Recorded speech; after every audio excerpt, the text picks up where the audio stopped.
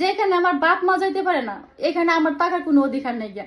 কারণ আজকে বিয়ে হয়েছে 4 বছর হয়েছে, কিন্তু আমার বাপ মা আমার শ্বশুর বাড়িতে যাইতে পারে না।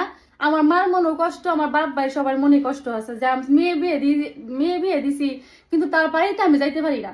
কিন্তু আমি কি করছি, তাদের কারো কাছে না বললে আমি আমার বাপ মার কাছে চলে আইছি। আমি আর ইমরানের কাছে যাব না, কারণ যেখানে আমার বাপ মার কোনো অধিকার নাই মেয়ের বাড়িতে যাওয়ার, এখানে আমার কোনো অধিকার থাকার কথাই না। তো আমিও তার কাছে না বললে চলে আইছি। আরেকটা কথা হয়েছে যায়া, দেখেন এত দিন ধরে আমি তার কাছে মানে থাকতেছি, তার তো দরকার ছিল, আমি তো তার বউ। আমি যখন তার কাছে গেছি সে কিন্তু বেকার অবস্থা ছিল, তার কাছে কিন্তু 1 টাকাও ছিল না। সে যে আমার মানে ঝালমুড়ি খাওয়াবো 10 টাকার, তাও তার মার কাছ থেকে টাকা বইলা তারপরে সে আমার টাকা দিছে, মানে ঝালমুড়ি এনে খাওয়াইছে। তো এখন সে এমন একটা পর্যায়ে আছে, সে মানে যে কোনো জিনিস চাইলে, ধরেন আমার একটা ভালো একটা জামা কিনে দেবো চাইলেও সে দিতে পারবে। যে কোনো জিনিস আমি খাবার খেতে মন চাইলে সে আমার দিতে পারবে। এমন একটা পর্যায়ে আমরা চলে এসেছি শুধু আপনাদের এত এত এত ভালোবাসার জন্য। তো আমি যদি আজকে না থাকতাম, আমি কিন্তু তারে অনেক সাপোর্ট করছি হাজবেন্ড হিসাবে। আমার কথা হচ্ছে যে এখানে আমার বাপ মা বিয়ে দিছে, আমার হাজবেন্ড কিন্তু বেকার অবস্থা ছিল।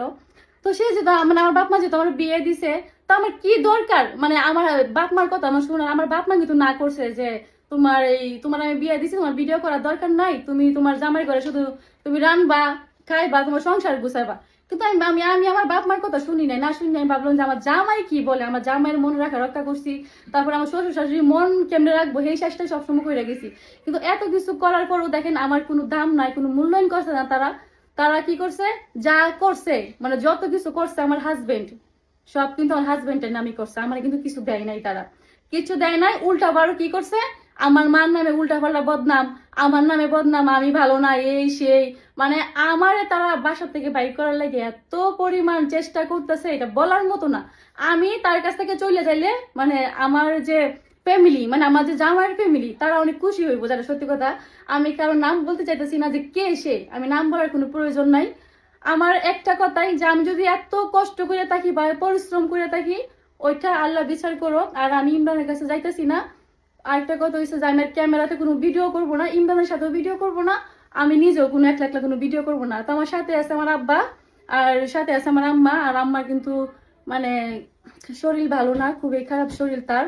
তো সে কিন্তু আমার টেনশনে এত, আমার মানে আমার টেনশনে দেখেন শরীরে কি অবস্থা, সে কিন্তু এমন ছিল না। দেখেন মুখের চেহারা কি হয়েছে, শুধু আমার জন্য শুধু কান দেয়।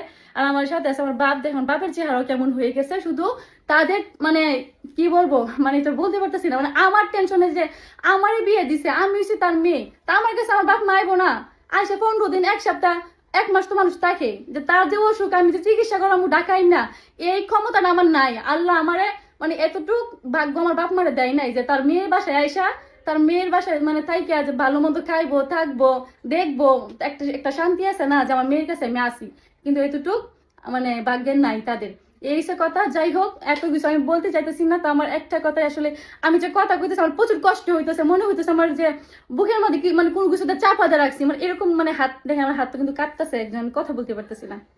তো যাই হোক, তো আমার মার জন্য সবাই দোয়া করবেন। সে অনেক অসুস্থ, মানে মানে শরীর তার ভালো না অনেক। তো আমি আর ক্যামেরাতে আসবো না, কোনো ভিডিও করবো না। আর ইমরানের সাথে আমি ভিডিও করতেছি না আজকে পর থেকে। সবাই আমাদের জন্য দোয়া করবেন আর আমাদের পাশে থাকবেন। আল্লাহ হাফেজ।